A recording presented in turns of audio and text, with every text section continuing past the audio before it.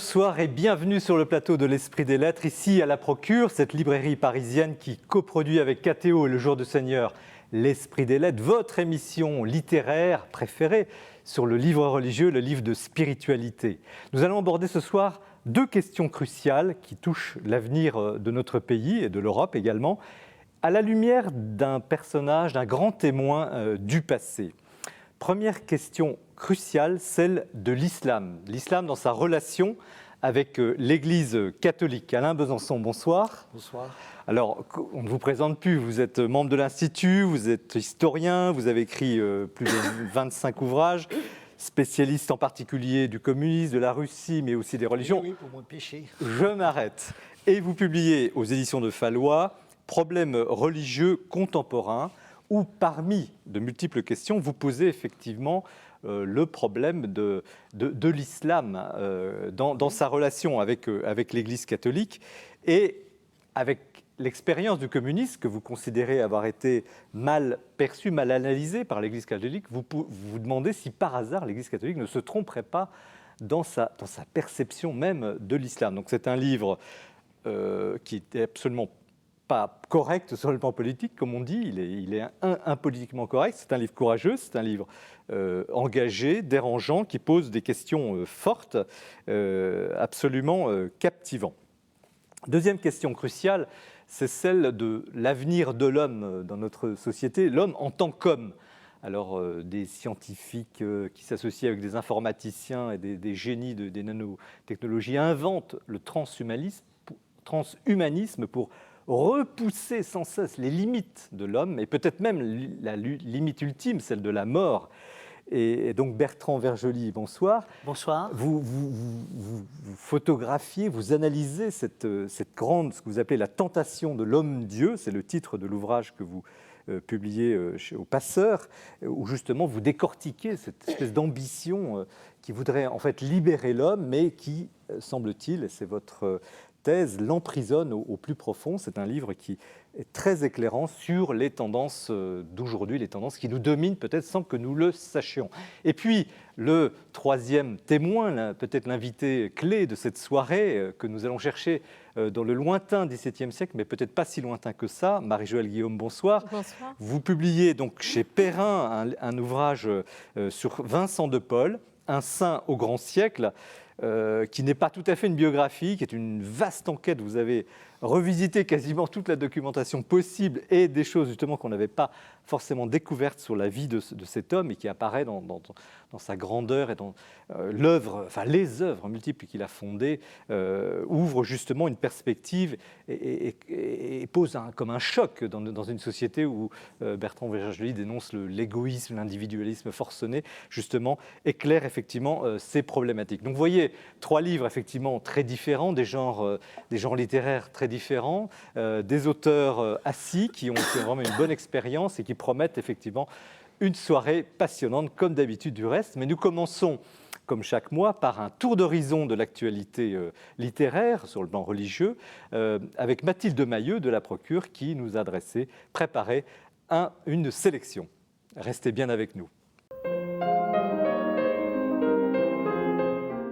L'actualité du livre religieux ce mois-ci, eh bien, c'est tout d'abord un livre formidable. Il s'agit de « Dieu est-il périmé » du cardinal Philippe Barbarin aux éditions de La Martinière. Ce livre, c'est celui d'un pasteur qui s'exprime ici extrêmement librement. C'est un pasteur, un cardinal, le cardinal archevêque de Lyon, qui va parler de la foi, mais aussi de ce que c'est qu'être chrétien, catholique, de ce qui secoue les cathos ici en France, de ce qui les anime, de leur peur, de leurs convictions. C'est un pasteur qui parle vraiment avec beaucoup de sincérité. Il a la parole libre, il a la parole forte, il parle haut et il a surtout le sens de la formule. Il est engagé, il a de la force, il est vivant. C'est un vrai plaisir de lire ce livre que je vous recommande. Alors j'ai retenu une formule toute particulière, un mot finalement qui m'a beaucoup touchée. Il ne parle pas de catholique pratiquant mais de catholique pratiqué. Parce que tout cela, eh bien, c'est pour se laisser et toujours se laisser traverser par la parole de Dieu. Et ce livre en est totalement rempli, alors il faut lire absolument « Dieu est-il périmé ». La miséricorde à présent du cardinal Casper, c'est aux éditions des Béatitudes. Un ouvrage essentiel à lire en cette année jubilaire qui s'annonce pour décembre prochain sur la miséricorde. Ici, le cardinal Casper nous offre un bel ouvrage de théologie, à la fois très accessible, vraiment pour tout public et éminemment spirituel. Qu'en dit la Bible? Que dit le Nouveau Testament, l'Ancien Testament? Que dit l'Église catholique de la miséricorde? Et puis aussi, qu'est-ce que cela représente pour nous, chrétiens? Un ouvrage absolument essentiel, merveilleusement bien écrit, bourré de références, mais accessible à tous, incontournable. Léonce de Grandmaison à présent, un tout petit livre, mais écrit avec énormément de passion par Bernard Sesboué, prêtre jésuite, aux éditions Lessius. C'est un ouvrage dans lequel on se régale. On découvre une stature intellectuelle totalement méconnue. Léonce de Grandmaison, pourtant, aura été un grand intellectuel, un jésuite, qui aura notamment dirigé la revue Études et qui surtout aura fondé la revue de recherche de sciences religieuses. Et puis surtout, ça aura été un témoin attentif de la crise moderniste qui aura secoué la France entre la fin du 19e et le début du 20e. Un ouvrage écrit avec beaucoup d'admiration par Bernard Sesboué, cela se sent tout au long de ses lignes, et puis c'est l'occasion aussi de découvrir une grande figure intellectuelle, un jésuite éminemment épris par la parole de Dieu et par la modernité. Pour continuer cette sélection, je voudrais donc vous présenter La règle de Saint-Benoît de Pierre Alban Delannoy aux éditions Albin Michel, Un chemin de vie pour les laïcs, un ouvrage très intéressant. Voyage vers Compostelle de Alain Cazenave-Piarot aux éditions du Cerf, qui est un carnet de route d'un pèlerin vers Compostelle, mais c'est un géographe qui parle, et l'ouvrage est extrêmement bien écrit avec de très belles illustrations. Et puis enfin, pour finir, deux petits ouvrages formidables, Un prier 15 jours avec Don Bosco, écrit avec beaucoup de talent et de passion par ce prêtre salésien que nous connaissons tous, Jean-Marie Petitclerc, et puis enfin, la réédition incontournable de La Messe de Jean-Marie Lustiger aux éditions Parole et Silence, un ouvrage essentiel pour comprendre et aimer la messe. Merci Mathilde, une belle floraison de printemps, hein. Alors, Alain Besançon, donc vous publiez aux éditions de Fallois Problèmes religieux contemporains au pluriel. Parce qu'il y en a, très honnête. Il y en a une série. Parce que ce sont des problèmes religieux contemporains. Certes. Et alors on va peut-être sélectionner parce qu'il y a beaucoup de choses y passent, hein. Il y a la question de la Shoah comme religion peut-être contemporaine. Mais ce qui apparaît quand même très fortement, c'est cette question de l'islam comme étant effectivement sur lequel l'Église, semble-t-il, et c'est une thèse que vous développez très fortement, manquerait peut-être de discernement, parce que le problème de l'islam a été posé au moment du Concile Vatican II. C'est un peu tout le sujet de ce livre, c'est le problème de l'intelligence dans l'Église, si vous voulez. Ouais. C'est ça qui est grave. Je me souviens que mon métier, c'était l'histoire de la Russie, l'histoire du communisme. Pendant 30 ans, on ne croyait pas, n'est-ce pas, ce que je racontais avec quelques autres, en particulier ce groupe de jésuites de Meudon, et dont survit le père Rouleau, qui est un homme que j'ai beaucoup aimé, et que j'aime toujours, bien qu'il ait 94 ans. Bien, mais enfin, on ne nous croyait pas. Et particulièrement dans l'Église, on ne nous croyait pas. Puis quand c'est arrivé, quand on a ouvert un peu les charniers, les prisons, etc., on a vu qu'on avait raison. Ce qui ne veut pas dire que ceux qui disaient le contraire aient été punis. Au contraire, ils ont trouvé que c'était très généreux de penser mal sur ce sujet. Donc effectivement, vous parlez même d'engourdissement de l'intelligence. Alors voilà pourquoi. Ça va loin. Écoutez, il y a deux exemples. Hein. Je parle l'exemple du communisme, ça je viens de le dire, et puis l'exemple de l'islam. Parce que l'islam est l'objet aujourd'hui d'un silence absolument étonnant quand même. C'est assez grave de voir l'Église qui n'explique pas à ses fidèles, parce qu'il ne s'agit pas de convaincre les musulmans. Les musulmans ils appartiennent à une religion qui est ce qu'elle est, que nous n'avons pas tellement d'ailleurs à admirer. Enfin, disons, nous respectons toutes les religions. Non, enfin, il y a des religions qui sont plus respectables que d'autres. Une religion qui dit le contraire de ce que nous croyons n'est pas forcément respectable. Les musulmans sont respectables, l'islam, pas forcément. Là, vous mettez quand même les pieds dans le plat, parce qu'on ne lit pas ça habituellement. Oui, et je pense que c'est une erreur de faire justement des mélanges comme ça. Mais que dénoncez-vous exactement? Alors, le silence, n'est-ce pas? Par exemple, nous avons eu le silence sur le nazisme, qui est un silence qui n'a pas été aussi complet que les accusateurs de l'Église disent. Ça a duré 5 ans. Bon, mais enfin, l'Église est un peu défaillante dans les moments de 5 ans, et le pauvre Pie XII subit un déclassement dans la mémoire des hommes qui est terrifiant. Et souvent injuste d'ailleurs, souvent injuste. J'essaye de donner les raisons du silence de Pie XII. Mais le silence sur l'islam, est-ce qu'il Alors, y a vraiment... ça, le silence sur le communisme. Alors, ça a duré 17 ans. Parce que quand même, pendant 17 ans, il y a 250 évêques qui ont supplié le concile de Vatican II, de dénoncer, de dire, puisqu'on a, ce qu'on nous a reproché de nous taire sur le nazisme, pourquoi on se tairait sur le communisme? Eh bien, 17 ans de silence. Le concile ne s'est pas vraiment prononcé sur le communisme. Il n'a pas dit un mot. Il n'a pas tout simplement pas dit un mot. Alors, sur l'islam, que sur s'est-il l'islam, passé? c'est embêtant parce que 17 ans c'est long, mais sur l'islam ça dure depuis combien de temps? Alors évidemment c'est difficile l'islam, d'autant plus que l'Église a été disons mal guidée par des écoles d'islamistes, enfin d'islamisants, qui ont dit mais l'islam c'est très bien, le Coran c'est une para-bible. C'est Massignon, vous attaquez Massignon. Massignon qui a formé des tas de gens, c'était un homme considérable, Massignon. C'était un illuminé, un illuminé. Et le pauvre Massignon a formé beaucoup de gens dans l'Église qui sont à Rome. N'est-ce pas? Et c'est un peu embêtant. Je ne pense pas qu'on puisse attaquer l'islam, d'ailleurs on n'a pas à le faire, mais on peut expliquer tout de même aux chrétiens ce qu'est cette religion. Alors, vous avez une thèse quand même surprenante, vous dites que c'est une religion naturelle, une religion, oui. Naturelle un peu pervertie. Qu'est-ce que ça veut dire? Parce que les religions naturelles, c'est toutes les religions, sauf le judaïsme et le christianisme, qui sont des religions réellement révélées. Réellement révélées. Les autres sont des religions naturelles. Qu'est-ce que c'est qu'une religion naturelle? Eh bien, c'est la religion des autres.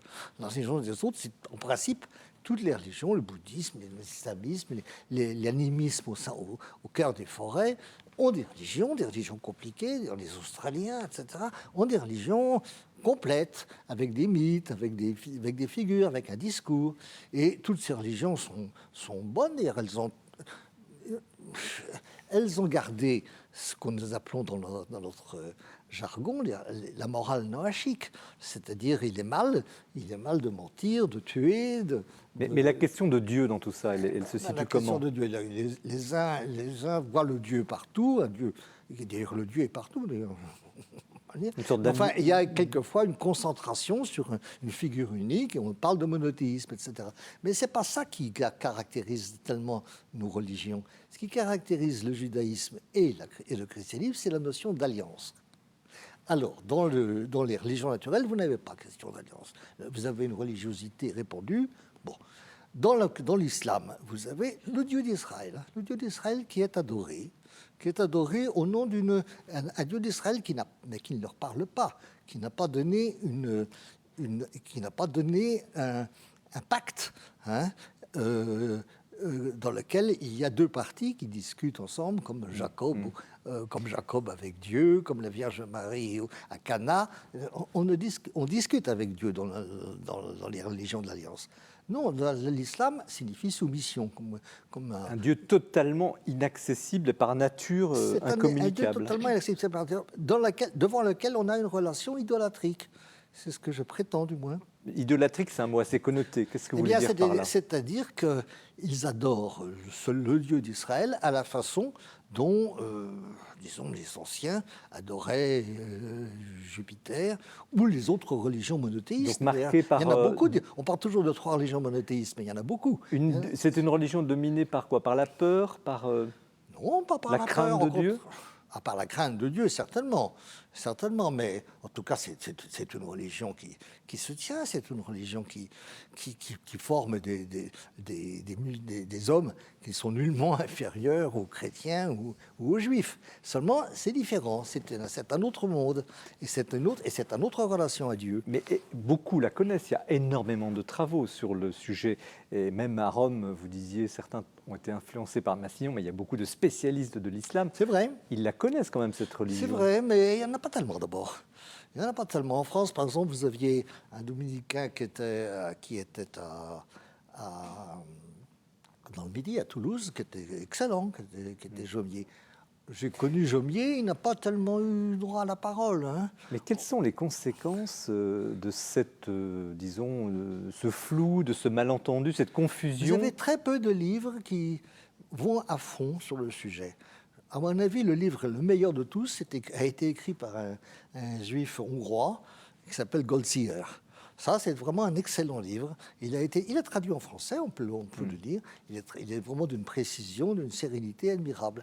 C'est ce genre de livre que je voudrais voir entre les mains des pasteurs et même du peuple chrétien, Qu'est-ce que qui est cela... très peu mis au fait de que c'est une religion vraiment profondément différente. Donc en fait, vous dites, au fond, les chrétiens sont naïfs par rapport à l'islam? Ils sont partagés entre les bons sentiments. Depuis le Concile de Vatican, on n'a pas le droit de détester personne, on n'a pas d'ennemis. Bon, même si on coupe la gorge, ça n'a pas d'importance, enfin, on n'a pas d'ennemis. C'est mal d'avoir un ennemi en soi. Donc on a les bons sentiments. On a l'ignorance, parce que on n'explique pas ce que c'est que l'islam. Ou alors vous avez des trucs falsifiés. Enfin, j'ai rencontré Dieu dans l'islam, Massignon. Vous ne pouvez quand même pas dire a priori qu'il ne l'a pas rencontré. Non, écoute, n'importe quel mystique musulman, on ne dira pas qu'il l'a rencontré. Mais il dira, dans le sens d'une mystique un peu néo-platonicienne, qu'il s'est approché de ce Dieu qui peut émaner un certain savoir. Enfin, il y a très peu d'instruction du chrétien.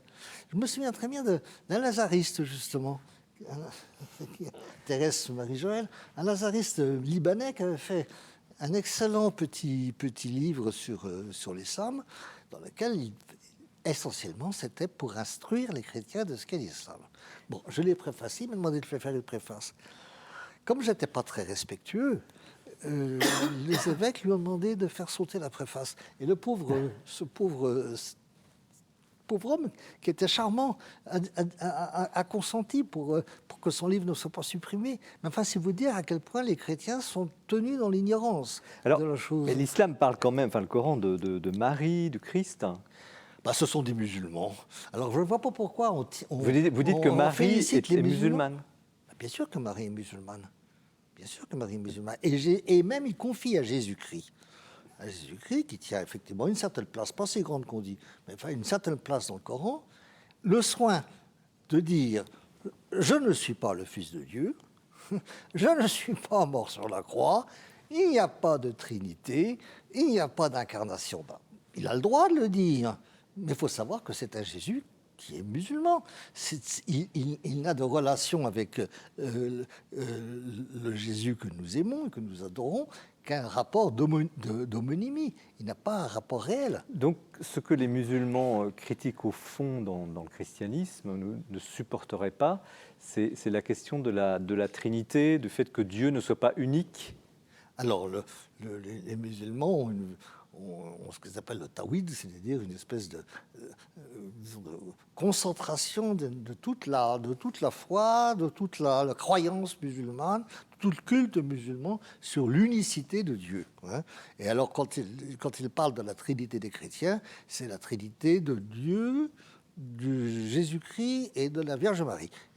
Bon, c'est pas notre Trinité, mais enfin bon, ils trouvent que c'est épouvantable, c'est un péché contre la vision qu'ils ont de Dieu, qui est une vision qui n'a pas été informée par une révélation particulière. Ils ont vu Dieu de l'extérieur. Ils ont vu le Dieu d'Israël de l'extérieur. Quand vous dites ça, enfin, eux disent que Mahomet a eu des révélations particulières.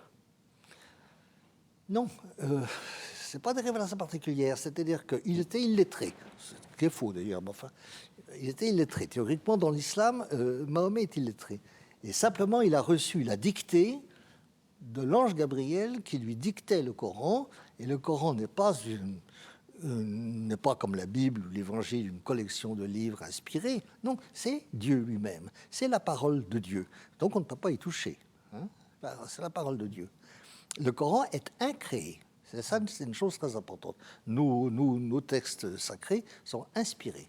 C'est-à-dire qu'on reconnaît que les hommes ont été médiateurs entre Dieu et le texte que nous lisons. Mais là, le Coran, il n'est pas traduit, il n'est pas traduit dans aucune langue. Il est lu en arabe. Les Turcs, moi je me souviens, j'étais en Turquie, j'ai vu les petits Turcs très mignons, avec le bon vieillard qui leur faisait réciter le Coran en arabe. Ils n'y comprenaient rien, mais ça n'a pas d'importance. Et c'était bon musulman. Est-ce que ce n'est pas une forme de caricature, là? Vous y allez quand même non, c'est pas une caricature. À grands traits. Mais non, c'est pas une caricature. Je ne vois pas pourquoi. Je ne pense pas de mal de l'islam. Je ne pense pas de mal de l'islam. Je pense que c'est une religion très solide, au contraire. Et l'islam a toujours dit qu'entre les obligations infinies qui incombent aux juifs, et la folie des chrétiens, qui est absolument invraisemblable. Enfin, quand vous lisez le Credo de Nicée, c'est un tissu d'absurdité pour qui n'a pas la foi. Eh bien, leur religion est une religion rationnelle, raisonnable, et qui correspond au niveau de la nature humaine où l'homme est, tout simplement. Ils ne cherchent pas à faire, d'ailleurs, à préparer l'homme à la vision de Dieu ou à la compagnie de Dieu. Non, dans le paradis musulman, on ne voit pas plus Dieu que sur terre. C'est aussi éloigné. Mais c'est raisonnable. C'est raisonnable. Ainsi que les paradis musulmans, on s'en moque. Mais enfin, c'est les plaisirs que les hommes aiment, les plaisirs que les hommes goûtent. Alors, je ne vois pas pourquoi on le reprocherait aux musulmans. Religion rationnelle, raisonnable. Bertrand Vergely, vous êtes philosophe, agrégé de philo, vous enseignez en classe. Je ne sais pas si j'ai dit que vous étiez aussi professeur à l'Institut Saint-Serge, oui. Donc vous êtes orthodoxe, enfin vous êtes proche de l'orthodoxie. Ah non, je ne suis pas proche de l'orthodoxie, je suis orthodoxe. Vous êtes orthodoxe, très bien. Oui. Comment vous non, c'est par respect, si vous voulez, pour la foi personnelle des gens, comment vous réagissez à ce que dit Alain Besançon, cette analyse de l'islam tel qu'il vient de la livrer? Je pense que c'est une analyse extrêmement juste, c'est-à-dire ce que je sais de l'islam, et c'est ce qui fait que l'islam est bien reçu, c'est que c'est simple. Donc vous prenez les cinq piliers de l'islam, vous croyez en Dieu, vous confessez le nom de Dieu, vous priez 5 fois par jour, vous jeûnez, vous faites l'aumône et vous faites pèlerinage. Et le djihad. Non, ça c'est après. C'est les deux autres. Alors il y a deux choses qui sont... il y a les ablutions et il y a le djihad et il y a des discussions pour savoir si ça fait partie, effectivement. Oui. Mais ça ne fait pas partie des 5, ça fait partie des 7. Là, vous avez tout à fait raison. Alors, effectivement, c'est la fortune de l'islam, c'est que c'est très simple. Le christianisme tel qu'il est vécu apparaît comme très compliqué pour un certain nombre de populations. Voilà. Alors, si on prenait le problème de la rationalité de la religion, c'est autre chose, parce qu'il faudrait rentrer ici dans les systèmes métaphysiques occidentaux où il y a eu une question de la religion rationnelle. Alors là, c'est un autre problème. Mais est-ce que vous partagez l'analyse d'Alain Besançon qui consiste à dire, au fond, il y a une forme d'engourdissement intellectuel dans l'Église catholique? Alors, je serais curieux d'avoir votre point de vue d'orthodoxe, puisque vous le confessez. Sur ces sujets-là, est-ce qu'il y a une naïveté des catholiques sur l'islam? Il faut bien voir une chose, c'est qu'une bonne partie du monde orthodoxe n'a cessé de vivre avec les musulmans.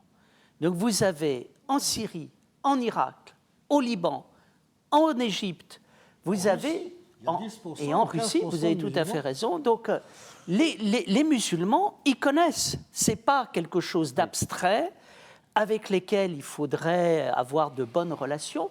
Ils ont vécu et ils vivent au contact. Mais est-ce que Rome, en l'occurrence, on parlait du Concile Vatican II, était suffisamment informé, suffisamment à discerner avec justesse ce qu'il fallait voir? Alors, moi, M. Besançon me dira si je me trompe. Je me demande si l'Église catholique n'a pas été un moment prisonnière de son désir d'être prudente et de bien faire. Vous parliez de bons sentiments. Et c'est ce qui fait qu'à un moment, on n'a pas trop parlé de ces choses-là pour être prudent. Je ne sais pas ce que vous en pensez. Vous avez tout à fait raison. Ce qui s'est passé, c'est qu'on voulait être gentil. Voilà. Et la gentillesse est une vertu démocratique. Voilà. Et puis, il y a eu un accident, si vous voulez. Les discussions sur les Juifs ont été extrêmement dures au Vatican, pointilleuses. Enfin, ça a pris beaucoup de temps. Et finalement, il y a eu un bon accord et ça a marché. mais ça a été vraiment très, très examiné. Alors les musulmans ont dit Inou. Alors sur un coin de table, on a fait la déclaration Nostra Aetate, qui, à mon avis, rend prisonniers les souverains pontifes successeurs, qui restent prisonniers de Nostra Aetate, qui, à mon avis, est mal rédigé ou rédigé trop vite ou ne tient pas compte. Mais est-ce que ce n'est pas le métier, Marie-Joëlle Guillaume, de l'Église, justement d'éviter d'avoir des ennemis? Est-ce que ce n'est pas son rôle? Elle doit essayer de ne pas avoir d'ennemis, mais cela dit, elle a une obligation de discernement, étant donné que notre foi est quand même une foi catholique, donc je l'affirme, où l'intelligence a sa part. Je ne vois pas au nom de quoi on devrait s'interdire le discernement. Mais moi, ce qui m'a beaucoup intéressée dans le livre d'Alain Besançon, c'est qu'en fait, son analyse de l'islam, c'est effectivement vu du point de vue chrétien.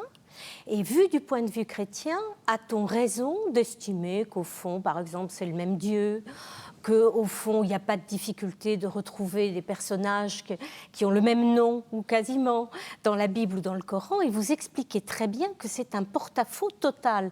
Et ça, je trouve ça très intéressant, parce que ça n'empêche pas de respecter les autres, mais enfin, il ne faut pas non plus se mettre un voile devant les yeux. Alors, pardon. Je voulais simplement dire que le Christ a dit « aimez vos ennemis ».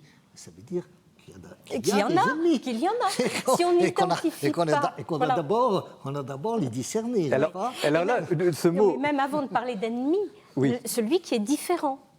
Et par exemple, quand on voit effectivement, vous l'expliquez très bien, que la Trinité, ce qu'est le mystère de la Trinité pour les catholiques, le Père, le Fils et le Saint-Esprit, pour les musulmans, ça veut dire Dieu, Jésus et la Sainte Vierge. Rien que ça, on peut dire qu'on ne parle pas de la même Trinité. Oui. Bon, et la Vierge Marie n'est pas présentée à sa date. Vous l'expliquez très bien dans l'histoire. Elle est la sœur d'Aaron. Enfin, c'est pas du tout la même chose. Mais alors, dans la parfaite. C'est une des 4 bonnes femmes que reconnaît l'islam, qui sont la fille du pharaon, Khadija, la première femme de Mahomet, Fatima, sa fille, et Marie. Et voilà, c'est les 4 bonnes femmes que l'islam aime. Femmes, pas au sens... évidemment. Oui, les femmes bonnes. Des femmes bonnes. Mais aujourd'hui, justement, dans une actualité terriblement dramatique et qui, justement, enfle de jour en jour, où à Rome, par exemple, on n'arrive pas à parler d'ennemis. Le pape Benoît XVI, qui s'était risqué à une parole sur la question de la violence dans l'islam de façon assez générale, a provoqué un incendie mondial et avec des morts. Donc, comment aujourd'hui poser, pour demain, pour les générations qui vont nous suivre, comment poser à nouveau cette question de l'islam ? Je crois qu'il faut d'abord apprendre aux chrétiens leur propre religion. Sans ça, ils ne s'en sortent pas. Si on essaye de leur dire l'islam c'est ceci, c'est cela, ils ne le comprendront pas. Mais si on leur dit c'est ça votre religion, et regardez la religion musulmane, alors là peut-être ils pourront voir simplement qu'il y a une différence. D'ailleurs, nous ne sommes pas les ennemis des musulmans. Marie-Joëlle Guillaume. Oui, c'est ça. Je pense qu'il ne faut pas confondre le plan, je dirais, des hommes de bonne volonté face à la nécessité de la paix. Et les musulmans ne sont pas les ennemis des chrétiens en tant que musulmans, en tant qu'hommes, en tant que femmes, oui, en tant qu'hommes. Mais je veux dire qu'à partir de là, on ne peut pas dire que tout est dans tout et réciproquement. Ce sont 2 religions différentes et de fait, ça n'est pas avec le manque de discernement sur ce qu'est théologiquement l'islam qu'on va arranger les choses. Voilà, je pense qu'il faut distinguer le plan de l'action d'hommes de bonne volonté pour la paix et le plan théologique. Bertrand Vergely, Moi, je crois qu'il faut distinguer 2 choses. Il faut distinguer, premièrement, un phénomène sur lequel on peut tous se retrouver, et ce que j'appelle les hommes et les femmes de Dieu de toutes les religions. Alors là, avec en même temps l'écoute de ce que ces gens ont à nous dire, de leur expérience. Et là, on peut tous apprendre les uns des autres.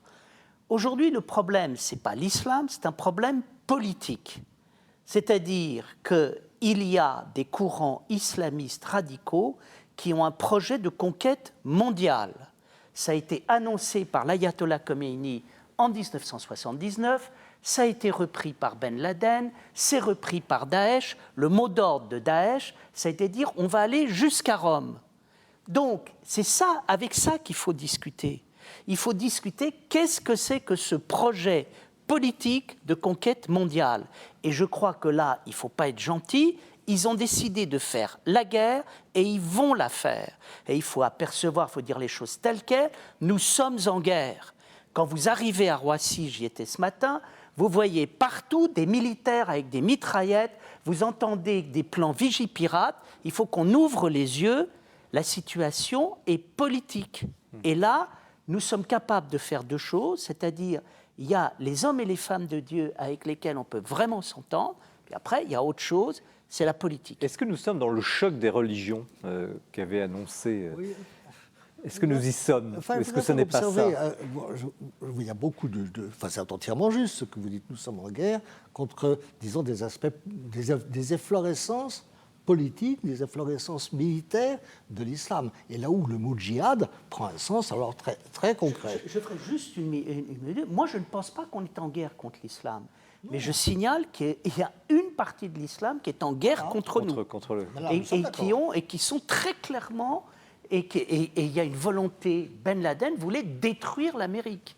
Oui. Et ils veulent encore... Donc ça, c'est très clair. Ouais. Mais le choc des religions, est-ce qu'on se trompe? Vous dites que c'est un problème politique, avant tout. Moi, je ne crois Attends, pas du tout qu'il y a de le seul moment où les Arabes, le monde arabe, c'est bien entendu avec le monde chrétien, c'est dans la guerre, dans la chasse. C'est les deux moments. Pourquoi? Parce que dans la guerre et dans la chasse, s'exercent les vertus humaines, le courage, l'honneur, l'habileté. Et ça, les chrétiens sont très heureux entre comment il s'appelait, Richard Cœur de Lion et le calife arabe, là, dont le nom m'échappe, il y avait une très bonne entente et ils rivalisaient de chevalerie. Mais c'est pour ça qu'il faut vraiment s'entendre avec les musulmans sur leurs vertus naturelles. Sur leur vertu naturelle de l'honneur, de la chasse et puis de la collaboration dans beaucoup de domaines. Il n'y a pas d'inconvénient. Marie-Joëlle Guillaume, est-ce qu'il y a une pointe d'espérance, parce que nous allons bientôt passer à la séquence suivante, est-ce qu'il y a une pointe d'espérance dans tout ça? Parce que c'est quand même, vous parlez de guerre, vous parlez finalement de manque de discernement. Comment vous voyez un peu, finalement, à la lumière de siècles, vous avez travaillé sur le XVIIe, mais est-ce qu'il y a quelque chose qui apparaît qu'on ne percevrait pas aujourd'hui? Je voudrais d'abord réagir. Je suis d'accord quelques mots, parce que nous avons je suis d'accord avec ce que souligne Bertrand Vergely sur les hommes de Dieu. C'est que je crois que l'espérance, elle est du côté des hommes de bonne volonté qui ont le sens du spirituel. L'esprit souffle où il veut. Voilà. Et il peut souffler maintenant, sur les et c'est là où je rejoins Alain Besançon, il ne faut pas partir d'équivoque. Et effectivement, parce que votre propos était quand même d'abord théologique et pas politique. C'est là où... Bon. Mais dans votre livre, votre propos d'abord théologique était de dire ne faisons pas, sous prétexte d'être gentils, des amalgames qui finalement n'aident pas à se comprendre et donc à se rencontrer. En tout cas, le livre porte bien son nom, Problèmes religieux contemporains.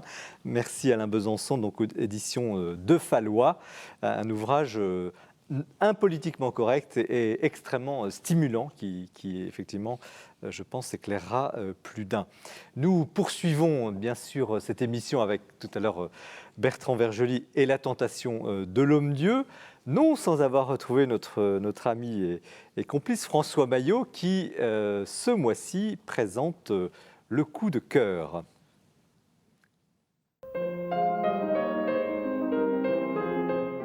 Nous l'attendions depuis longtemps, vous l'attendiez peut-être, cher Jean-Marie, chers téléspectateurs, depuis longtemps, une biographie de Chesterton en langue française. C'est fait, elle a été écrite par François Rivière, Le divin Chesterton, publié aux éditions Rivage. François Rivière est un écrivain discret, extrêmement attachant, auteur de romans policiers, de monographies d'écrivains. C'est un homme qui a très jeune contracté une maladie grave, une maladie incurable, mais une maladie très aimable, qui est l'anglophilie. Effectivement, il est tombé amoureux de l'Angleterre dans son collège religieux de Vendée et il a découvert, après Agatha Christie, Chesterton grâce à un prêtre de cet établissement et ça nous donne cette passion et cette biographie aujourd'hui. Alors Chesterton, peut-être... chers amis, connaissez-vous ou peut-être ne connaissez-vous pas, c'est un des géants de la littérature anglaise, c'est un colosse, un gargantua, un écrivain paradoxal, un bretteur, un polémiste. c'est l'inventeur du personnage du Père Braun, un des plus grands personnages de la littérature policière. C'est le chantre de saint François d'Assise ou de saint Thomas d'Aquin. C'est véritablement un formidable écrivain. Et François Rivière nous livre une biographie tout à fait remarquable parce qu'il nous fait plonger dans l'œuvre foisonnante de Chesterton, qui n'est pas toujours une œuvre facile à aborder, tellement elle est foisonnante justement. Et puis, il nous fait véritablement entrer dans cette trajectoire de vie qui est aussi baroque que les œuvres de l'écrivain. C'est véritablement passionnant. Et François Rivière nous livre une biographie qui ressemble au personnage, parce que c'est un livre qui ne s'embarrasse pas d'académisme ou de code universitaire. C'est un livre de plaisir, comme Chesterton était un écrivain de plaisir. Alors il y a, à mon avis, deux grandes lignes, deux grandes trajectoires dans ce livre. Il y a cette vie qui va mener à la conversion au catholicisme. Chesterton était anglican, il devient catholique et c'est extrêmement important dans sa vie. Il a repoussé ce moment assez longtemps. Et puis, il y a au fond la compréhension de cet univers féerique, enfantin, fantastique de Chesterton, qui est au fond une manière d'exorciser des peurs de l'enfance. Et la manière dont Chesterton les exorcise au fond, c'est de trouver le secret de la vie qui est la joie chrétienne. Lisez Chesterton. Lisez cette biographie de François Rivière, vous ne serez pas déçus. Merci François pour cette passionnante présentation. Chesterton, l'anglophilie, quelle belle maladie, hein, François. Nous poursuivons cette émission avec Bertrand Vergely, donc La tentation de l'homme-dieu, au Passeur, donc cet éditeur. Bertrand Vergely, d'abord, avant de parler du livre, un petit mot sur vous, parce que vous avez dit tout à l'heure, vous êtes orthodoxe, professeur à l'Institut Saint-Serge, vous êtes aussi professeur en classe prépa. Vous avez écrit bien sûr des essais, mais aussi toute une série chez Milan, des petits bouquins de philo sur des auteurs, présentations d'auteurs. Qui est Bertrand Vergely ? Écoutez, alors là, je ne peux pas vous répondre. Vous l'avez dit, voilà, l'essentiel. J'ai diffusé de la philosophie, je suis orthodoxe, j'enseigne, et effectivement, j'ai écrit un certain nombre de livres. Bon, sur une question qui m'a paru vitale, c'est riposter au nihilisme de l'époque qui est la nôtre en réhabilitant la question du sens. Alors, puisqu'on va parler du nihilisme, ce livre sur la tentation de l'homme-dieu en est pénétré. Et moi, je suis un enfant de mai 68 et j'ai vécu pendant 40 ans le post-68 avec les désastres du post-68. Et il faut reconstituer un monde qui est disloqué. Donc j'essaye de m'y employer. Voilà. Alors voilà, la tentation de l'homme-dieu. Est-ce que cette fois nous y sommes ? Est-ce que nous passons de l'homme à l'homme-dieu ? On y est. Ça pourrait être une bonne nouvelle entre nous. Ah non. Non, le Dieu fait homme est une bonne nouvelle. Mais l'homme qui se fait Dieu, c'est désastreux. C'est la pire nouvelle qu'on peut trouver. Et pour moi, j'oppose le Dieu qui se fait homme à l'homme fait Dieu. L'homme fait Dieu, c'est le Christ. C'est l'humilité du Dieu. Et l'homme-dieu, c'est celui, à un moment, qui s'imagine pouvoir être Dieu. Et je crois qu'il y a... Eritis sicut Dei, vous serez comme des dieux, dit le diable. En attendant... Non, mais il a été dit que l'homme a été fait à l'image et pour la ressemblance avec Dieu. Donc ça, c'est magnifique. Mais à un moment, qu'est-ce que dit le Satan que vous avez tout à fait raison de signer ? C'est-à-dire, l'histoire est finie. Ça y est, vous êtes des dieux. Voilà. Or, bien évidemment, nous croyons à la déification de l'homme. Mais ça passe par toute une œuvre, par toute une spiritualité, par toute une ascèse. Mais est-ce que nous sommes, vous dites à un moment donné, vous posez carrément le problème, hein, l'antéchrist, Satan, est-ce que nous sommes à cette époque-là ? Est-ce que nous sommes arrivés à un point de l'histoire ? Oui. Le 24 décembre, j'ai acheté Match, et dans Match, j'ai découvert qu'un neurochirurgien italien se proposait pour guérir certaines maladies neurologiques, de couper la tête de quelqu'un, le séparer de son corps qui ne pourrait pas fonctionner afin de le greffer sur le corps d'un autre. Et il a expliqué, c'est la porte ouverte à l'homme éternel. Et quand j'ai entendu ça, je me suis dit, on arrête tout de suite, il est en train de réciter le nom du Christ à l'envers.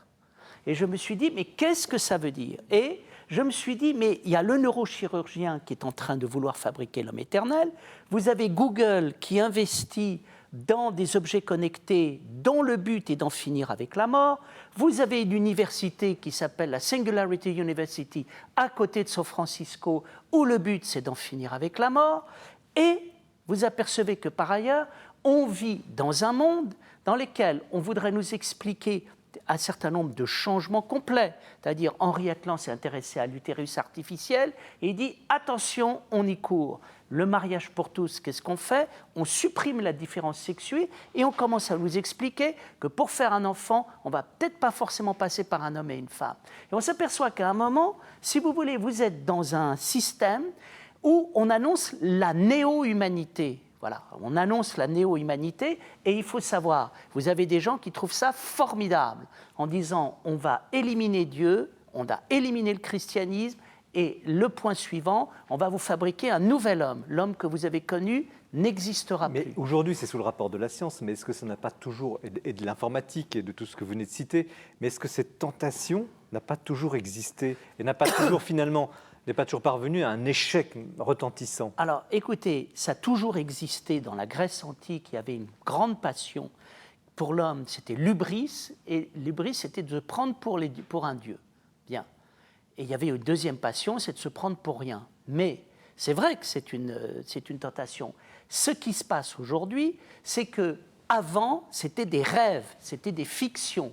Quand vous avez à un moment le numéro 2 de Google qui commence à dire on va fabriquer l'homme éternel, quand vous avez un neurochirurgien qui n'est pas un chef de secte, qui n'est pas un écrivain de science-fiction, mais qui est un professeur de médecine en Italie, qui met en place cette transformation, on est en train de passer dans un autre monde.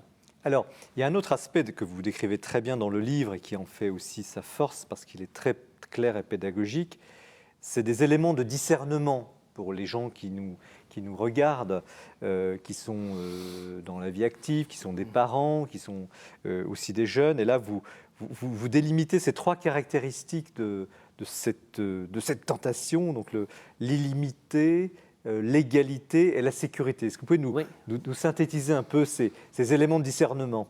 Si vous voulez, d'ailleurs, puisqu'on parlait de Trinité, nous voilà dans une forme de Trinité. Écoutez, j'ai commencé à réfléchir sur ce neurochirurgien qui parlait de l'homme éternel, et là, je me suis rendu compte qu'il était en train de dire « nous allons supprimer la mort et il ne va plus y avoir aucune limite pour le déploiement de notre pouvoir ».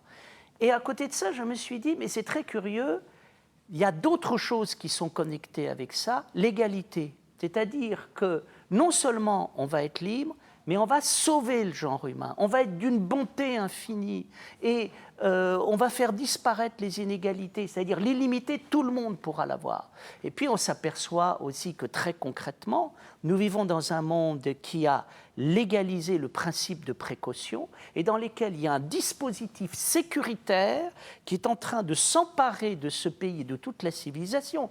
Il n'y a pas une semaine sans lesquelles vous n'avez pas une nouvelle loi, un nouvel interdit, des nouveaux dispositifs. On nous surveille, on nous enregistre, on analyse nos éléments de langage, on essaye de veiller à notre santé, etc.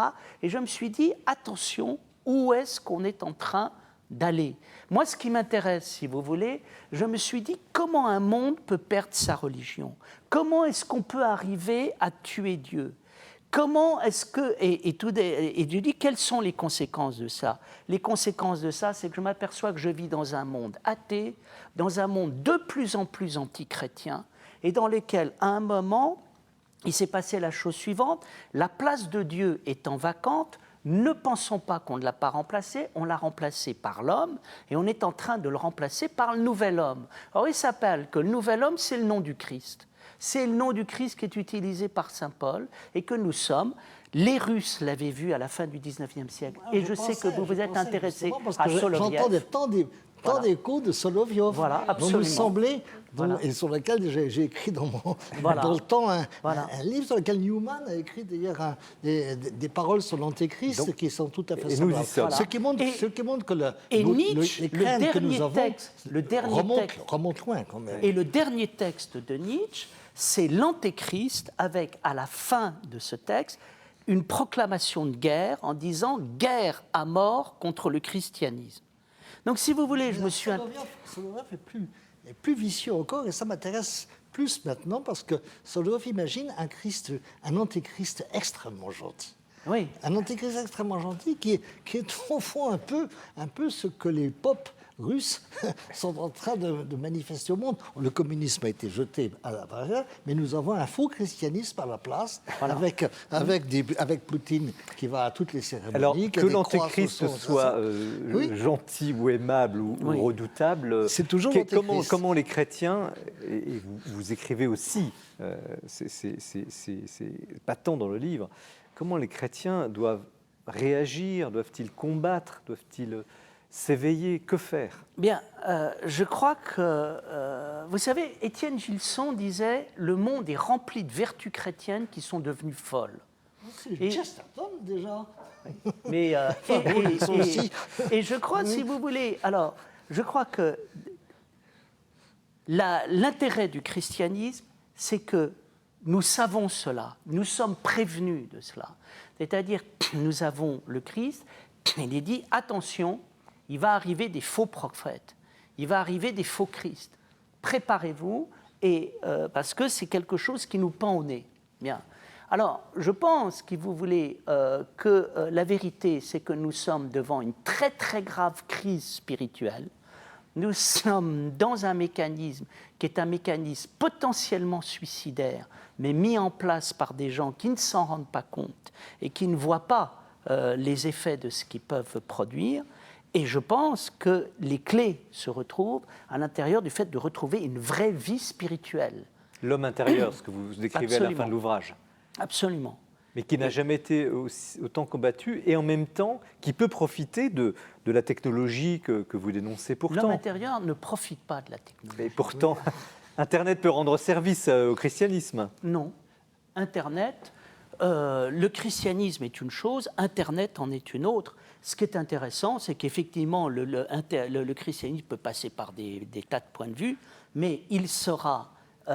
l'intérêt, c'est que c'est parce que les chrétiens sont chrétiens qu'à un moment, ça passe par Internet, et ce n'est pas parce qu'il y a Internet. Vous voyez ce que je dis? Oui, oui. Bon, mais je n'ai rien contre les technologies, mais je dis, ne mélangeons pas tout. La prophétie de Soloviev est encore pire que la vôtre. C'est tous les chrétiens qui se convertissent à l'Antéchrist. Et à la fin, il n'y a plus qu'un orthodoxe qui s'appelle Jean, un chrétien qui s'appelle Pierre et un protestant qui s'appelle Paul, et qui se retrouvent tous les trois. Mais tous les autres, n'est-ce pas, sont au service de l'Antéchrist. Oui. C'est extrêmement dramatique. Oui. Et c'est très curieux d'ailleurs que à ce moment-là, le salut vient des Juifs, comme a dit le Christ d'ailleurs. C'est les Juifs qui arrivent et qui découvrent que l'Antéchrist, l'Antéchrist qui n'a pas de nom, qui est un surhomme, qui est un homme très gentil, qui parle toutes les langues, qui est extrêmement bienfaisant, que l'Antéchrist n'est même pas circoncis. À ce moment-là, il y a une révolte une terrible. imposture. Nous avons Bertrand cette Vergely. vision extrêmement philanthropique du Christ dans la montée de l'égalité, c'est-à-dire avec la fameuse petite formule pour tous, l'éducation pour tous, le mariage pour tous, le droit pour tous, l'humanisme pour tous, la tolérance pour tous. On baigne dans les Bertrand bonnes Vergely, intentions. vous êtes professeur, vous êtes enseignant. Oui. Vous auriez ici un jeune adolescent. Qu'est-ce que vous lui diriez pour justement résister ou discerner face à cette Bien, confusion? d'abord, je dirais il faut nommer les choses. Et ensuite, quand on a nommé les choses, à un moment, on analyse. Qu'est-ce que ça veut dire? Par exemple, que veut dire la réussite pour tous, qui est la philosophie officielle de l'éducation? Ça ne veut strictement rien dire, sinon un énorme mensonge, faire croire que quelque chose d'impossible, qui est que tout le monde va réussir, eh ben, ça va être réussi. Donc, Comment peut-on entre un professeur de médecine et dire on va vous inventer l'homme éternel? Vous comprenez Donc, comment on discerner. peut arriver à ça? Marie-Joëlle Guillaume, Oui, comment moi, vous réagissez à ce débat Bah, sans aller passionné et sans passionnant. aller jusqu'à l'Antéchrist, moi j'ai trouvé, en lisant votre livre, que vous mettiez très bien en évidence le problème fondamental, c'est que finalement, à vouloir faire l'homme Dieu, on tue l'homme. Voilà. Et ça, je pense que c'est compréhensible par tout le monde, qu'on soit chrétien ou pas. Je dirais d'une certaine... Vous commencez aussi dans votre livre à reprendre la phrase d'Irénée, hein, la gloire de Dieu, c'est l'homme vivant. Oui. Bon, et ben, c'est ça. En face de la gloire de Dieu, c'est l'homme vivant, qui est quelque chose d'exaltant, qui est quelque chose qui nous grandit. On trouve cette espèce d'homme augmenté à prothèses multiples, parce que c'est ça vers quoi on va. Et c'est quoi? C'est rien. L'homme rafistolé, absolument. Et c'est pas tentant du tout. Et je trouve que c'est ça qui est frappant, c'est qu'en fait, en réalité, on nous présente quelque chose de virtuel, qui virtuellement a l'air d'être merveilleux. C'est une espèce de village Potemkin, finalement. Dès que vous regardez derrière, bah, c'est assez sinistre. Il séduit totalement la jeunesse, les adolescents, la nouvelle génération, la génération Y, la fameuse génération Y. Je ne sais pas ce que ça veut dire, mais j'en ai compris que c'était une génération connectée, qui était tout à fait à l'aise avec ses écrans tactiles, etc. Justement, c'est peut-être le point où, dans votre livre, j'aurais aimé le trouver, c'est le rapport avec la science-fiction. Moi, je pense que si aujourd'hui, on se trouve tellement à l'aise dans un monde qui, en fait, est déshumanisant, et si nous allons dans cette direction, on va l'être de plus en plus, c'est peut-être que l'imaginaire, depuis une bonne trentaine d'années, est quand même très colonisé par la science-fiction. Et c'est assez séduisant, si ça reste dans l'imaginaire. Mais quand ça prend... Vous êtes d'accord avec ce... C'est-à-dire, moi, je pense une chose, c'est qu'on ne réfléchit pas et que, machinalement, on a pris l'habitude, à un moment, de dire oui à tout ce qui est nouveau. Je lisais l'autre jour cette couverture sur l'humanité et de quelqu'un qui disait... Le journal L'Humanité, il n'y a qu'une seule chose qui m'intéresse, tout ce qui est nouveau et tout ce qui est étranger. Donc, c'est ça dans quoi on baigne. Et on ne voit pas quelqu'un avoir le courage de dire c'est pas parce que c'est nouveau que je vais forcément adhérer à ça. Vous le dites, Bertrand Berger. Marie-Joëlle Guillaume, la question du... on va parler dans la troisième séquence de Vincent de Paul, un combattant pour la vie sociale, pour les pauvres, mais aussi un combattant spirituel. Comment vous pourriez, autour de ce que Bertrand Verjoly expose, analyser la question du combat spirituel, de la réaction spirituelle par rapport à cette prison. C'est très simple, par rapport à la prison, Vincent est profondément incarné. Et je pense que s'il a... Le problème, c'est le déficit d'incarnation avec l'homme vers lequel on va. En réalité, ce sera l'homme virtuel. Saint Vincent de Paul a été quelqu'un d'extrêmement incarné dans sa vie, dans son siècle, regardant les autres, en particulier les pauvres, on va en parler, mais comme vraiment des personnes valables en elles-mêmes, qui demandaient d'avoir un véritable contact, une véritable amitié. Et de ce fait, il peut nous parler, il peut parler à d'autres siècles. On ne le sent pas comme étranger, bien qu'il soit étranger dans le temps. Donc, le combat spirituel n'est jamais perdu ? Le combat spirituel n'est jamais perdu s'il est lié à l'incarnation. Alain Besançon, vous pensez quoi de cette dimension? On y reviendra bien sûr tout à l'heure. Moi, je pense à Saint Vincent de Paul, qui était un homme justement très malin. Hein? C'est un type qui s'est faufilé dans le dédale des querelles du XVIIe siècle. On en a discuté un petit peu tout à l'heure. Par rapport au jansénisme, il était l'ami de Saint-Cyran, il était l'ami de Bérulle, mais il n'a pas dévié comme Bérulle et Saint-Cyran vers le jansénisme.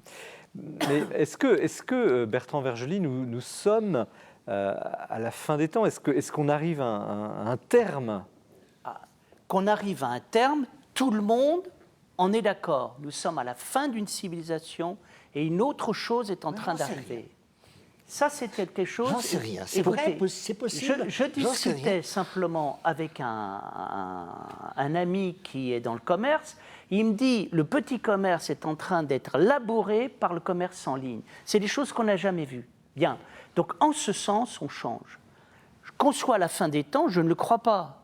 Je pense qu'il y a beaucoup de choses à vivre, mais je pense que nous vivons ici une mutation de civilisation et je ne suis pas tout à fait sûr qu'elle soit totalement positive. Alors, justement, est-ce qu'il n'y a pas quand même, parce que vous évoquiez, Alain Besançon, ces rêves du 19e siècle qui finalement sont devenus réalité, n'y a-t-il pas quand même dans ce que vous décrivez, dans ces évolutions, des germes positifs, des germes qui pourraient surprendre dans quelques années, peut-être par un rejet d'une part de l'opinion ou de la civilisation qui rejetterait évidemment drastiquement certaines évolutions, mais on aurait profité d'une évolution technologique ou médicale, on parle de recherche médicale également. Est-ce qu'il n'y a pas quand même des éléments que nous ne pouvons pas encore discerner? Non, parce que je pense qu'on se situe dans deux choses. On ne se situe plus dans une problématique où il s'agirait que la science aide tout en respectant la nature telle qu'elle existait, ou l'homme tel qu'elle existait.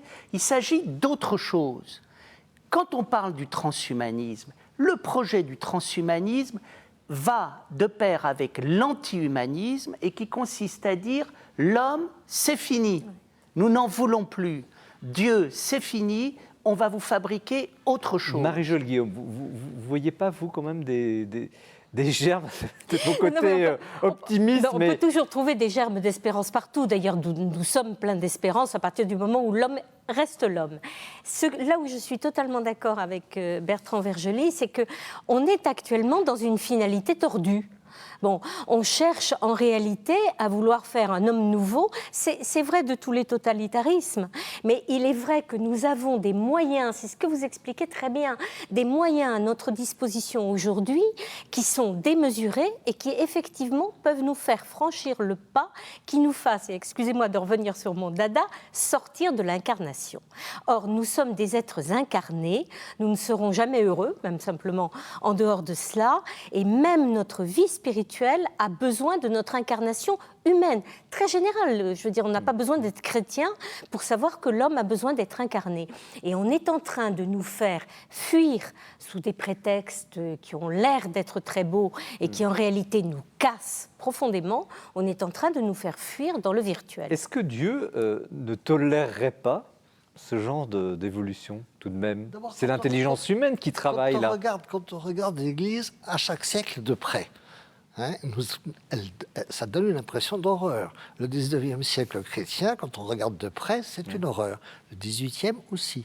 Le 17e aussi. Le 16e, j'en parle pas quand même. L'Europe était à feu et à sang. Et le 20e et le 21e? Alors, le 21e, écoutez, moi je suis un peu plus vieux que vous. Je suis né au moment où Staline préparait la grande famine de l'Ukraine, c'est-à-dire 4 millions d'hommes, c'est à peu près autant que la Shoah. C'est pas autant, enfin, disons, c'est comparable à la Shoah en volume. C'est très ignoré. Quand je prononce le mot Holodomor... Oui, vous l'évoquez dans votre livre. 6 millions de morts. Enfin, on est à 4 millions, semble-t-il. Oui, on est à 4 millions. Mais enfin, écoutez, c'est beaucoup déjà, 4 millions. Alors, c'est aujourd'hui... alors, après ça, il y a eu la guerre. Il y a eu la continuation du communisme. Il y a eu le communisme en Chine. Et aujourd'hui, Alain Besançon, ça fait quand même beaucoup. C'est un siècle épouvantable. Vous avez eu l'optimisme absolument incroyable de Vatican II, avec Teilhard de Chardin, où tout montait, où tout allait se résoudre, etc. Mais là, tout s'écroule. Si on suit Bertrand Vergely, tout s'écroule. Le problème, il va y avoir deux sciences. Vous avez des gens qui font une médecine dont le but est de respecter l'homme. L'autre, c'est de l'inventer et de créer l'homme nouveau. Et là, nous sommes tout à fait d'accord. Moi, je ne m'oppose absolument pas aux innovations qui nous permettent de mieux vivre. La seule chose que je mets en question, c'est de dire, est-ce que vous vous rendez compte de ce que vous êtes en train de fabriquer l'homme? Je vous donne un exemple. Admettons qu'on arrête la mort. Question, qui va payer les retraites? Évidemment. Qui va payer les retraites? Évidemment. Comment va-t-on faire pour vivre avec 7 milliards de gens éternels? Le problème, c'est que ça risque... C'est dans Swift. C'est qu'à un moment, seuls les ultra-riches pourront vivre, ou alors tout le monde devra travailler sans arrêt, etc. C'est absurde. Une dernière question, parce que nous allons aborder maintenant les deux, Marie-Jole Guillaume, mais vous, donnez-nous un petit peu d'espérance quand même. Mais elle est où votre espérance? Elle est dans le Christ, elle est dans la vraie vie spirituelle. Et jamais le but, moi ce que j'aime, c'est le Dieu fait homme, et qui nous permet de sortir de la folie à un moment de l'homme qui fait Dieu. Et vous avez raison de parler de l'homme incarné.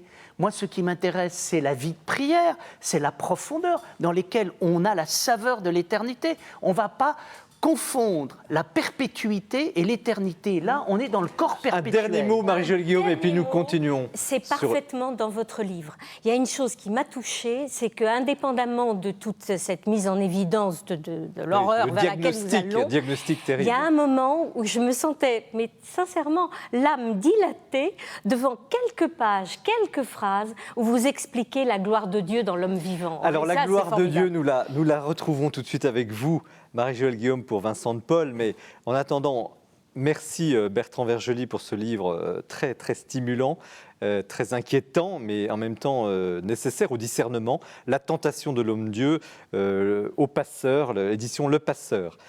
Donc, restez bien avec nous, hein, cette soirée était passionnante et passionnante, elle le sera encore tout à l'heure pour la 3e séquence.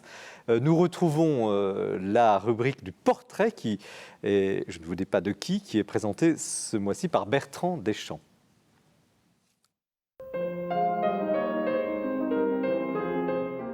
Dans quelques jours, en compagnie de Germaine Tillon, Pierre Brossolette et Jean Zay, Geneviève de Gaulle va entrer au Panthéon. Suprême hommage de la nation à cette petite femme d'apparence fragile mais forte comme l'acier qui, l'image était forte, marcha main dans la main et à petits pas avec Jean-Paul II au Trocadéro en 1997. Alors Geneviève de Gaulle est née en 1920, elle est la fille de Xavier, le frère aîné du général. Étudiante en histoire, elle rejoint le réseau du Musée de l'Homme, un des tout premiers réseaux de résistance parisiens, et elle est dénoncée et arrêtée en 1943, internée à Fresnes, puis déportée en janvier 1944 à Ravensbrück. Cette expérience des camps la poursuivra toute sa vie et il faudra attendre le soir de sa vie pour qu'elle la consigne dans un petit livre saisissant qui s'appelle « La traversée de la nuit ». Elle tente d'y dire l'indicible et s'unit au Christ doutant du Jardin des Oliviers et au « Mon Dieu, pourquoi m'as-tu abandonné ?» C'est à Ravensbrück qu'elle fait une rencontre magique qui est celle de la grande Germaine Tillon, une amitié indéfectible qu'on peut suivre dans un livre qui paraît ces jours-ci qui s'appelle « Dialogue ». On le doit à la fille de Geneviève de Gaulle qui a filmé, interviewé les deux femmes et a retranscrit leurs ultimes conversations et rencontres. Autre grande amie, la dernière survivante des femmes de Ravensbrück, Anise Postel-Vinet, qui publie aussi ces jours-ci chez Grasset avec Laura Adler, un petit livre qui s'appelle « Vivre », autre souvenir d'une très grande résistante dans l'âme. Alors après l'expérience des camps, Geneviève de Gaulle aurait pu se contenter de la vie paisible d'une mère de famille, mais en 1958, elle rencontre le père Joseph Wresinski, aumônier des bidonvilles, qui vient de créer le mouvement Aide à toute détresse, ATD Quart-Monde. Et à sa mort prématurée en 1964, elle prend la tête du mouvement. Dès lors, elle ne va avoir de cesse de plaider la cause des pauvres, de faire évoluer leur sort et de frapper à toutes les portes qui s'ouvrent facilement pour la nièce du général de Gaulle. Et à près de 80 ans, elle vient prendre la parole devant les députés pour un projet de loi sur la cohésion sociale et son discours a fait date. Alors si vous voulez aller plus loin, il existe deux biographies. Il y en a une qu'on doit à l'universitaire Frédéric Naud Dufour, elle est excellente et très fouillée, une approche universitaire, Geneviève de Gaulle au Cerf, et l'autre a été faite par Caroline Glorion, qui est une documentariste et qui a tourné un très beau film, Joseph l'Insoumis, sur le père Wresinski. Je ne suis pas une héroïne, disait Geneviève de Gaulle, mais je revendique le terme de résistante. Au fond, entre la résistance et ATD Quart-Monde, il y a un cheminement commun, le refus de l'inacceptable. Merci Bertrand Deschamps pour ce portrait, cette évocation de Geneviève de Gaulle et cette lutte, ce souci pour la pauvreté qui introduit très naturellement la troisième partie de notre soirée avec Marie-Joëlle Guillaume qui présente chez Perrin Vincent de Paul, un saint au grand siècle. Alors Marie-Joëlle, un tout petit rappel historique en quelques mots. Qui est Vincent de Paul? À quelle époque a-t-il vécu, pour ceux qui l'auraient un peu oublié? Mais vous savez, on l'a beaucoup oublié. Vincent de Paul vivait au XVIIe siècle et beaucoup ne le savent pas. En fait, il est né en 1581, c'est-à-dire qu'il est vers la fin des guerres de religion, et il meurt en 1660, date que les historiens assimilent, où les historiens reconnaissent le moment de la prise du pouvoir personnel de Louis XIV. Donc, il coiffe à la fois le règne d'Henri IV, le règne de Louis XIII et la régence d'Anne d'Autriche. Et en fait, c'est pendant le règne de Louis XIII et la régence d'Anne d'Autriche qu'il est vraiment pleinement lui-même. Alors, on va en parler, mais pourquoi vous n'avez pas intitulé le livre « Saint Vincent de Paul » ? Alors, c'est dans le sous-titre, hein, « Un saint au grand siècle », mais il y a un sens particulier ? D'abord, c'est toujours le fruit d'un travail commun entre l'auteur et l'éditeur, comme vous le savez. Bon. Mais si, c'est très volontaire parce que Vincent de Paul, c'est le personnage historique. Et de son vivant, il n'était pas encore déclaré saint. Les limites chronologiques de mon livre, c'est la vie de Vincent de Paul. En conclusion, je fais allusion au fait de sa béatification, puis de sa sanctification. Mais en fait, c'est strictement sa vie. Donc, un saint au grand siècle permet de comprendre qu'effectivement, c'est bien du saint qu'il est question. Au grand siècle, parce que, et je vais y revenir, mais j'ai voulu vraiment voir Vincent dans son siècle et pas seulement, pas faire une vie de saint, si vous voulez, au sens canonique des choses. Voilà, donc c'est le personnage historique qui certes est saint, mais à l'époque où il n'a pas encore déclaré tel et dans son Alors siècle. pour autant, il faut avertir le lecteur, ce n'est pas une biographie au sens où on aurait une vie un peu de façon rendue, de façon très littéraire, etc. C'est plutôt une enquête très fouillé. Vous avez revisité, je ne sais pas quelle tonne de documents, de travail vous avez fourni, mais c'est incroyable. Des lettres, vous avez recherché tout ce qu'on peut lire sur Vincent de Paul et tout ce qu'il a écrit lui-même. Enfin, je ne crois pas. C'est surtout ça. Je me demande si quelque chose vous a échappé. Bon, écoutez, forcément. Bon, mais c'est surtout mais donc c'est plutôt une enquête en fait. Pourquoi vous avez pris cet angle? Pourquoi pas finalement raconter une nouvelle vie agréable au sens où on n'aurait aucune aspérité de Vincent de Paul? D'abord parce qu'il y a énormément de vie de Saint Vincent de Paul au sens de la vie de saint canonique. Donc refaire ce qui a déjà été fait des dizaines de fois ne m'intéressait pas en soi.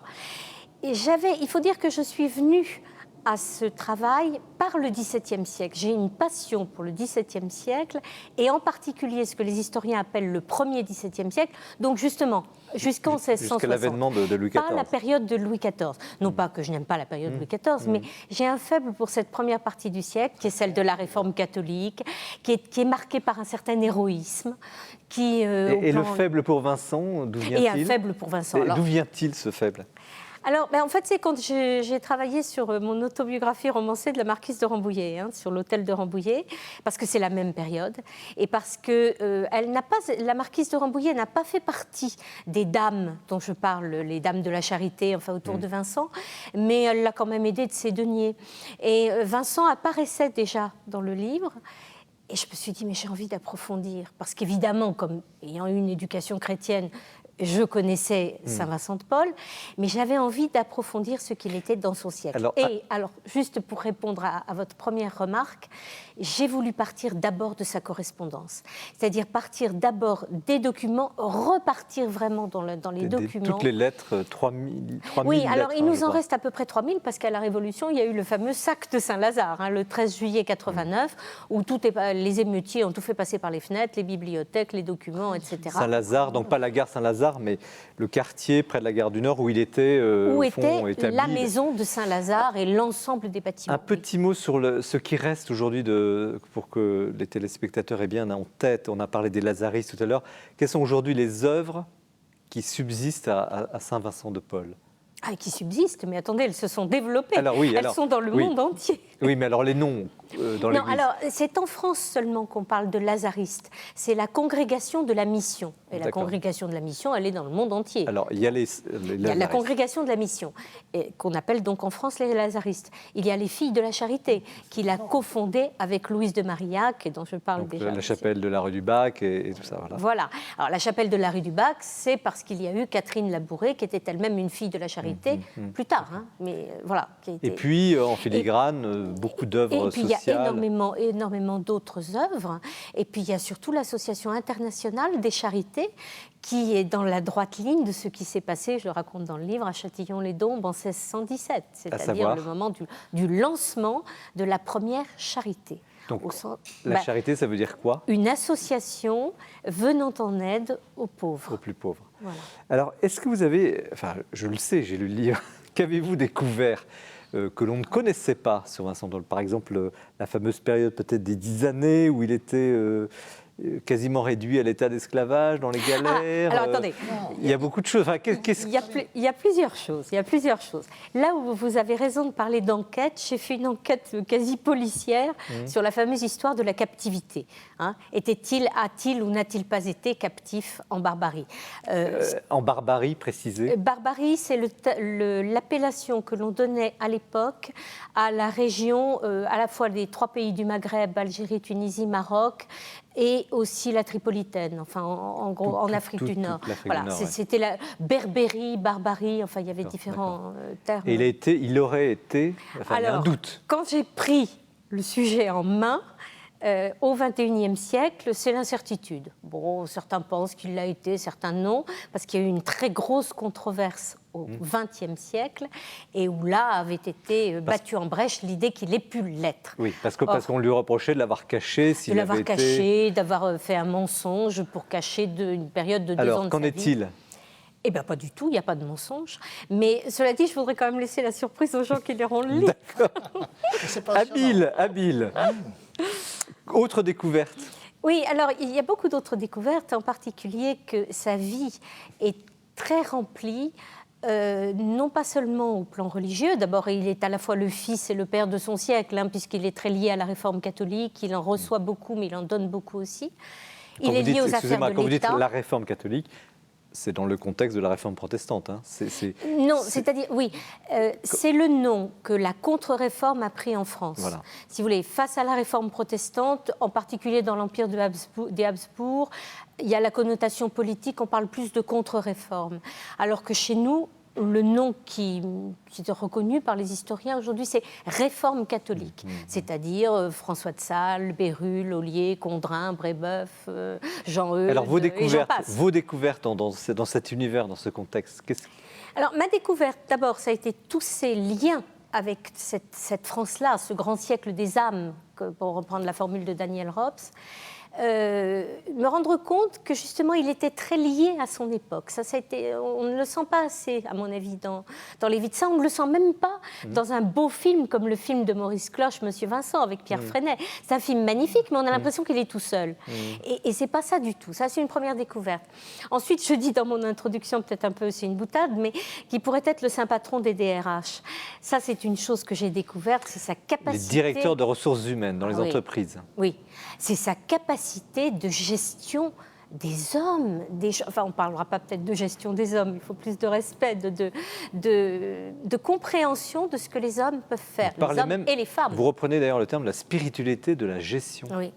Ah oui. Parce que c'était un homme qui organisait dans le moindre détail, y compris l'acheminement du pain, du blé, les cultures. Alors, il pratiquait aussi la subsidiarité, c'est-à-dire qu'il savait déléguer et il savait faire en sorte que, quand il lançait une œuvre, ceux qui en étaient les responsables les dirigent. Mais en même temps, il était toujours là quand on avait besoin de lui et il avait l'œil à tout. Est-ce qu'il a eu conscience, on va peut-être revenir juste après sur sa méthode, est-ce qu'il a eu conscience de son destin? Parce que quand on commence, il est né dans 1581. Dans le sud-ouest, hein, c'est ça? Oui, c'est ça, dans les Landes. Dans une famille de paysans, etc. Il termine comme finalement un des grands de ce siècle, quand on regarde. Il a apporté beaucoup à la France, une période difficile. Est-ce qu'il a eu conscience de ce destin quand même hors du commun? Alors, je dois dire 2 choses. D'abord, la première, c'est que c'est à l'âge de 36 ans qu'il découvre sa vocation au service des pauvres. Donc, c'est quand même relativement tard. Et la deuxième chose, c'est qu'il y a une phrase de lui qui est très souvent citée, mais qu'il ne faut jamais oublier parce que c'est une clé. Il ne faut pas enjamber sur la Providence. Il n'a jamais enjambé sur la Providence, c'est-à-dire pas voulu aller plus vite que ce qui lui était dicté dans son cœur, dans son esprit. Alors, a-t-il eu conscience à la fin de sa vie du destin qui avait été le sien, sans doute, mais à tout instant, son souci, c'est de répondre aux appels de la Providence et qui passe par des appels très humains, très incarnés autour de lui. Ouais. Alors, quelle est sa méthode? Quel était au fond le secret? Est-ce qu'il y a un secret de Vincent quand on voit tout ce qu'il a accompli? C'était un homme de prière, déjà. Et ça, c'est une chose que j'ai découverte aussi. Parce que c'est un homme d'action, mais c'est un homme d'action qui est capable de faire face à tout ce à quoi il fait face parce qu'il est un homme de prière. Et pas un homme de prière tout seul, dans sa communauté, celle qu'il a fondée, la congrégation de la mission. On oublie toujours que Vincent vit en communauté. Même s'il est amené parce qu'à l'époque, le tableau que vous dépeigniez du clergé, des évêchés, enfin, on était loin d'une vie spirituelle d'abnégation. Eh bien, il y avait les deux. Il y avait les deux. C'est-à-dire qu'il y avait des abus criants, et au moment où il sera au Conseil de conscience, et le Conseil de conscience, je précise pour les téléspectateurs, oui, c'est pas un tribunal de la pénitence, c'est le Conseil des affaires ecclésiastiques, en fait, qui préside aux nominations importantes dans le royaume, puisque depuis le Concordat de Bologne, passé sous François Ier, donc au siècle précédent, le roi nommait à l'ensemble, aux évêchés, à la tête des abbayes, etc. Ouais. Bien sûr, la consécration, c'était l'Église qui la faisait, mais le roi nommait. Donc c'était stratégiquement très important. Et il va essayer avec quelqu'un... C'est aussi une de mes découvertes, Monseigneur de Solminiac, l'évêque de Cahors. Il y a entre eux une amitié merveilleuse. Chancelade, l'abbaye de Chancelade. Et au moment du Conseil de conscience, Monseigneur de Solminiac l'aide beaucoup pour le discernement des personnalités qu'il faut pousser, parce que, c'est là où je vous rejoins, il y a beaucoup d'abus. Mais il y a à la fois beaucoup d'abus et beaucoup de sainteté. C'est ça qui rend ce siècle passionnant. Alors la question de la pauvreté, parce que vous citez là une phrase qui est terrible, parce qu'elle est... C'est au fond, il est quand même marqué par la lutte contre la pauvreté. Au fond, c'est quand même son. Alors, il parle de la compagnie.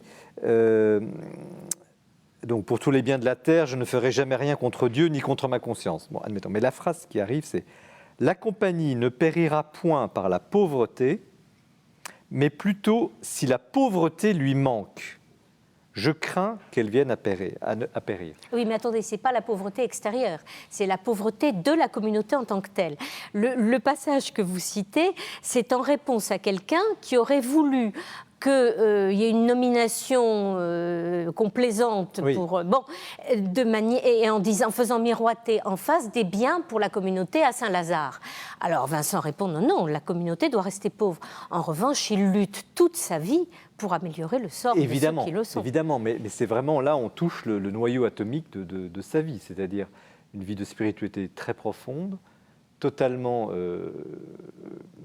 une ascèse, enfin une vie vraiment extrêmement sérieuse pour le service des pauvres, mais il y a justement cette dimension qu'on a peut-être aujourd'hui un peu perdue, enfin qu'on réalise mal, c'est la place même. Et on rejoint peut-être le pontificat du pape François, je ne sais pas comment vous pourriez établir un lien, la place du pauvre. La place du pauvre, c'est celle de notre Seigneur. Et en ce sens, le pape François est tout à fait dans la même ligne. C'est-à-dire qu'il faut voir d'ailleurs dans les règles qu'il donne aux filles de la charité, il y a des formules absolument saisissantes, enfin on le trouvera dans le livre, je ne les ai pas à l'instant à l'esprit, mais il dit qu'en fait il faut voir notre Seigneur dans le pauvre, dans le galérien, dans l'enfant trouvé, dans le malade, il agit avec sa congrégation sur le terrain des guerres, parce qu'il y a la guerre de 30 ans, avec l'invasion du territoire abominable en Picardie, la Lorraine, le calvaire de la Lorraine, mais c'est effroyable. Alors, avant de donner la parole à nos hôtes, un dernier mot sur Vincent et les femmes. Ah, c'est très frappant. Merci. C'est pour bien sûr vous honorer. Mais il n'aurait rien fait sans avoir autour de lui combien de femmes qui l'ont aidé. Écoutez, il y a une formule que j'ai été heureuse de citer dans mon livre parce que c'est l'archiviste de la congrégation de la mission, le père Lotissier, la première fois où je l'ai rencontré en lui disant voilà, je travaille sur un livre et où ils m'ont donné beaucoup d'archives intéressantes. Il m'a regardé avec un air plutôt solennel. Il me dit, je n'étais pas solennel, il était solennel. Et il m'a dit, madame, ôtez les femmes de la vie de Vincent de Paul et il n'y a plus de saint Vincent de Paul. C'est quand même très frappant. Ça aurait- Eh bien, c'est vrai. Ça aurait pu lui coûter cher pour la canonisation. Alain Besançon. Ah mais non, parce que je voudrais quand même qu'on dise à quel point autant les dames de la charité, je vous fais toute une galerie de portraits dans Oui. le livre, que les filles de la charité ont été, mais c'est immense leur rôle. Et c'est très touchant parce qu'à la fois elles aimaient beaucoup Vincent parce qu'il exigeait beaucoup d'elles dans l'ordre de la charité, et en même temps Vincent s'appuyait énormément. Alain Besançon, vous êtes historien. Alors, Ben, je suis passionné d'ailleurs par ce cas, Alors, par, ce ce, livre. par ce livre, etc. Je le trouve excellent. Je n'ai pas fini malheureusement. Mais enfin, ce qui me frappe en vous écoutant, c'est la parenté avec Saint Ignace. Ah mais il en était fortement inspiré. Il D'ailleurs, était- il aimait alors, beaucoup là, les jésuites. Saint Ignace de Loyola.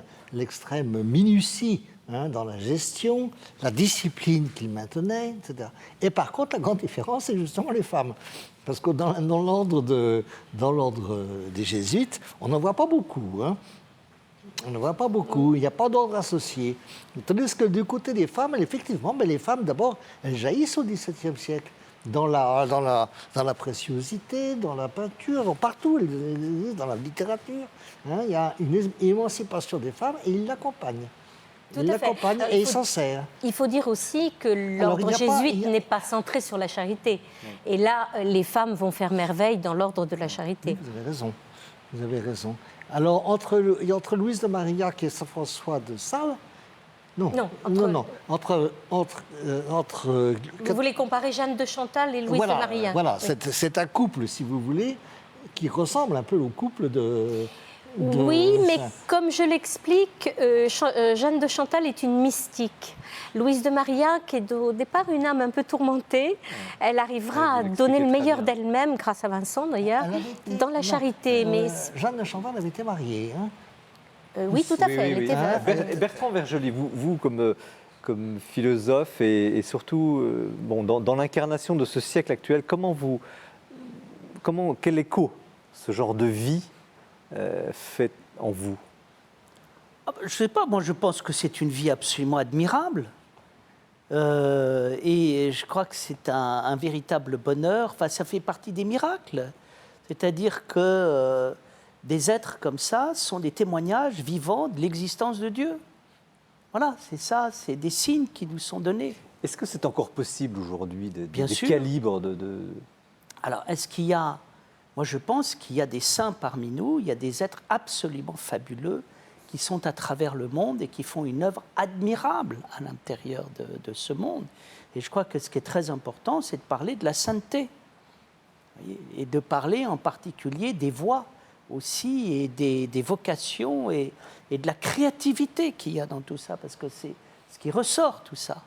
Cet homme a des pleines qualités humaines, et il a des qualités en même temps divino-humaines. Voilà, je trouve ça admirable. Alors là, on est très loin de l'homme-dieu, vous comprenez? Mais on est quelqu'un qui fait descendre Dieu sur terre. Et là, il y a des moments, c'est magnifique, c'est un moment de joie. Vous parliez d'espérance. Quand on voit un être comme ça, mais voilà, on a vu le salut du monde. Vous voyez, la prophétesse Anne dit « J'ai vu le salut du monde ». De temps à autre, on voit la lumière divine à travers quelques êtres et des œuvres, tant mieux. Il y a quand même, certes, beaucoup de divins, mais quelle organisation, quelle minutie, on en parlait un petit peu tout à l'heure, et ça pose un peu la question aujourd'hui, et peut-être qu'Alain Besançon réagira là-dessus, est-ce que finalement l'Église aujourd'hui n'a pas un peu perdu ses mains? Non pas qu'il n'y ait pas des œuvres, bien sûr, il y a des caritas, le secours catholique, mais est-ce qu'on a aujourd'hui conscience, comme on l'avait à l'époque, notamment quand vous décrivez la mission à Madagascar ou au Canada, enfin toutes ces missions, une organisation, mais c'est quasiment, ils partent au combat. On ne va pas faire de l'évangélisation, il n'y a pas d'ambiguïté entre la guerre et l'évangélisation, mais c'est organisé, c'est financé, il n'y avait pas d'improvisation, autrement dit. Là, je ne vous suis pas tout à fait. C'est financé, c'est organisé, je veux bien. Mais d'abord, à l'époque, les tragédies maritimes sont innombrables. Ils partent, ils ne savent pas du tout s'ils vont arriver. Oui. Vous citez Madagascar, ça a été une hécatombe à oui, Madagascar. Alors en plus, il y avait le problème du climat quand ils arrivaient, parce qu'ils ne prenaient pas les précautions voulues. Non, en réalité... Et là, tiens, ça me fait penser à ce que dit Bertrand Vergely sur la nécessité du risque dans la vie. Et la beauté du risque, c'est qu'en réalité, ils prennent des risques. Ils prennent des risques pour aller évangéliser. Et du coup, ça fait des vies qui sont belles, qui sont pleines, qui sont... Sans utopie.